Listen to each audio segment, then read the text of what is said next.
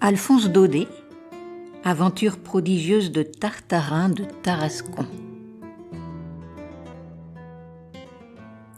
Chapitre 7.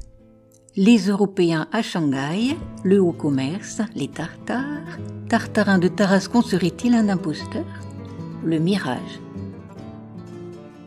Une fois, cependant, Tartarin avait failli partir pour un grand voyage.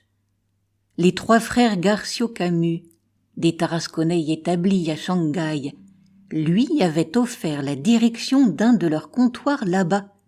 Ça, par exemple, c'était bien la vie qu'il lui fallait. Des affaires considérables, tout un monde de commis à gouverner, des relations avec la Russie, la Perse, la Turquie d'Asie, le haut commerce.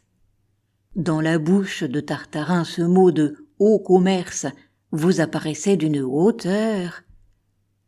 La maison de Garcio Camus avait, en outre, cet avantage qu'on y recevait quelquefois la visite des Tartares. Alors vite on fermait les portes, tous les commis prenaient les armes, et on hissait le drapeau consulaire, et pan par les fenêtres sur les Tartares. Avec quel enthousiasme Tartarin Quichotte sauta sur cette proposition, je n'ai pas besoin de vous le dire. Par malheur, Tartarin Sancho n'entendait pas de cette oreille-là, et comme il était le plus fort, l'affaire ne put pas s'arranger. Dans la ville, on en parla beaucoup. Partira-t-il? Ne partira-t-il pas? Parions que si, parions que non. Ce fut un événement. En fin de compte, Tartarin ne partit pas. Mais toutefois, cette histoire lui fit beaucoup d'honneur. Avoir failli aller à Shanghai ou y être allé, pour Tarascon, c'était tout comme. À force de parler du voyage de Tarascon, on finit par croire qu'il en revenait. Et le soir, au cercle, tous ces messieurs lui demandaient des renseignements sur la vie à Shanghai, sur les mœurs, le climat, l'opium, le haut commerce.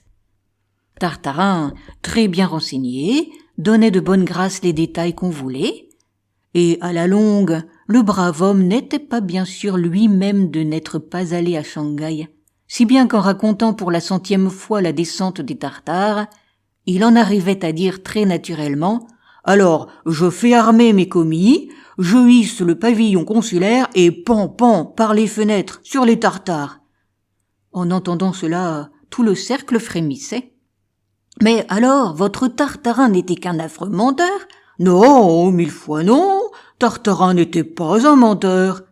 Et pourtant, il devait bien savoir qu'il n'était pas allé à Shanghai. Et sans doute, il le savait, seulement, écoutez bien ceci. Il est temps de s'entendre une fois pour toutes sur cette réputation de menteur que les gens du Nord ont faite aux méridionaux. Il n'y a pas de menteur dans le Midi, pas plus à Marseille, qu'à Nîmes, qu'à Toulouse, qu'à Tarascon. L'homme du Midi ne ment pas. Il se trompe. Il ne dit pas toujours la vérité, mais il croit la dire. Son mensonge à lui, ce n'est pas du mensonge, c'est une espèce de mirage. Oui, du mirage. Et pour bien me comprendre, allez-vous-en dans le Midi, et vous verrez ce diable de pays où le soleil transfigure tout, et fait tout plus grand que nature. Vous verrez ces petites collines de Provence pas plus hautes que la butte Montmartre, et qui vous paraîtront gigantesques. Vous verrez la maison carrée de Nîmes, un petit bijou d'étagère, qui vous semblera aussi grande que Notre-Dame. Vous verrez. Ah, le seul menteur du Midi, s'il y en a un, c'est le soleil. Tout ce qu'il touche, il l'exagère. Qu'est-ce que c'était que Sparte, au temps de sa splendeur? Une bourgade. Qu'est-ce que c'était qu'Athènes? Tout au plus une sous-préfecture. Et pourtant, dans l'histoire, elles nous apparaissent comme des villes énormes. Voilà ce que le soleil en a fait. Vous étonnerez-vous, après cela, que ce même soleil, tombant sur Tarascon, ait pu faire d'un ancien capitaine d'habillement comme Bravida, le brave commandant Bravida, d'un navet un baobab et d'un homme qui avait failli aller à Shanghai, un homme qui y était allé.